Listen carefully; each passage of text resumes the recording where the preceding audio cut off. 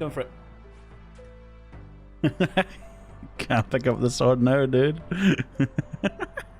So, I was wrong about the Giants Foundry. I made a video testing and then comparing the Giants Foundry to the Blast Furnace, and the ultimate conclusion was that if you want to spend a lot of GP to get really fast XP, you're better off at the Blast Furnace with gold bars.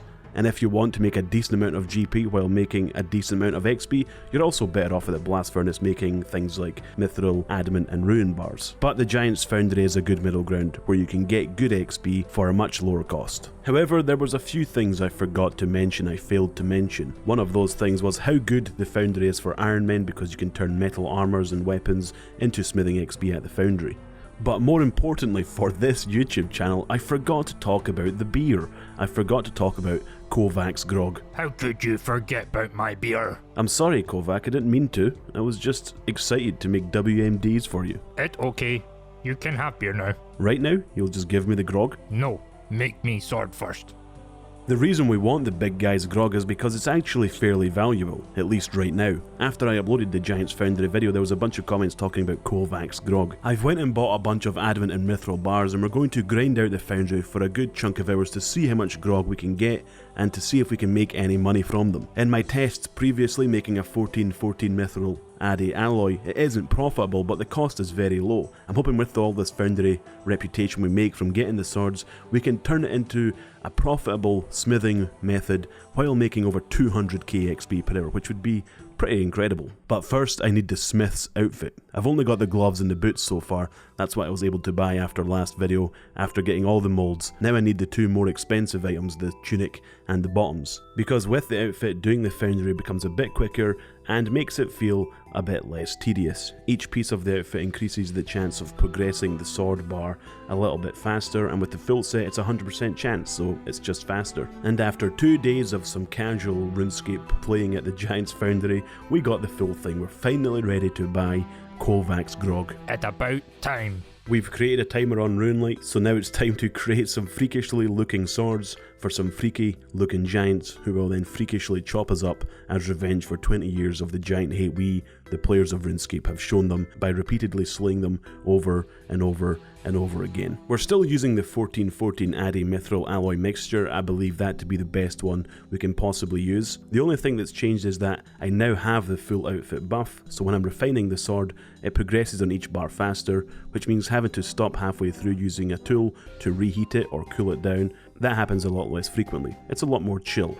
And since I've done a lot of Giants Foundry recently, especially with this alloy mixture, I've gotten into a good rhythm. I feel good. And it looks like they gave the Giants Foundry another quality of life update. After completing the sword, money is automatically deposited into your bank. Sure, but was it really necessary? Were people complaining about having to click the deposit button on the bank screen? Because you have to use the bank anyway to withdraw your next set of bars to use in the Foundry, so you're already there. I don't know, that seemed like a waste of time. The best change though, however, is that you can run to the farm and pick it up as the lava's pouring down into it, and it times perfectly, so when you arrive to pick it up, it just finished, and then you can go quench it, dunk it for 2 doots, and then you go to the hammer and bunk it for a few bunks, and then it's so good. It feels so good. You know what we haven't done in a while? A bonus fact. Did you know the Smith's uniform in the lore is actually some ancient dwarven equipment? It's true, but then how come it's human sized? And why does Kovac have it? In the post bag from the hedge within the Old School website, Kovac was asked, "How did you obtain the Smith's uniform? It's too small for a giant and too big for a dwarf. It's a very odd piece of equipment for a giant smith to have laying around." And Kovac replied something like, Kovac did not steal. Kovac hurt nobody. Not giant, not dwarf. Where Kovac get? Kovac get from Giant Friend. Not sure where she get it. No refund. Bye bye. Unfortunately, we're left without much answers. The piece of kit will remain a mystery forever. And who is Kovac's female giant friend? I went through all the models of hill giants, moss giants, fire giants, and even ice giants, and did not find a single female model. The only known female of the giant species is Bryophyta, the free-to-play moss giant boss. So are Kovac and Bryophyta best friends? Are they talking to each other? Are they going on dates? Who knows? I've been playing RuneScape for 20 years. I finally got 95 smithing, and what can I make? Rune battle axes. I can finally make the masterful rune battle axe. Jeez, smithing skill sucks. I think there should be a rework. Smithing rework like RS3, I'm all for it. I vote yes, I endorse this message. But why not, right? You can make dragon and torva and crystal equipment before you can create a rune battle axe. It doesn't make any sense. It makes no sense. Yeah, gigs, you gotta change this. Pull the rework, and everyone votes yes. And if you vote no, I don't know, tell me in the comments why. Because why not? Smithing sucks. This is the final sword of the 5-hour session. It's actually been pretty fun, even though you have to pay attention to the skilling minigame.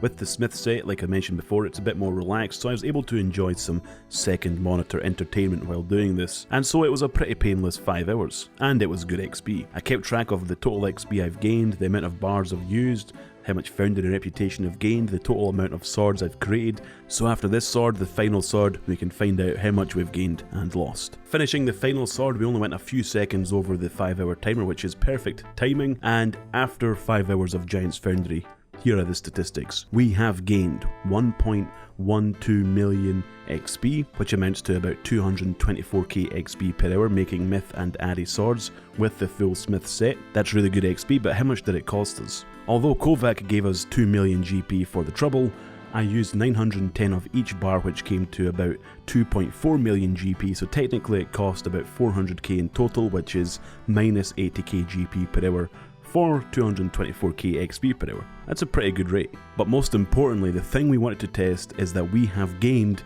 9,720 reputation in the last 5 hours, which is 1,944 reputation per hour. That's 6.5 grogs per hour, and we were able to buy 32 grogs. It sounds like a lot, but it depends on the market. Kovac's grog is quite unstable, and it has no solid average price just yet. It's not settled anywhere. Before the video I tested the price of grogs and they were at 140k. The people in the comments mentioned selling them for 200k each.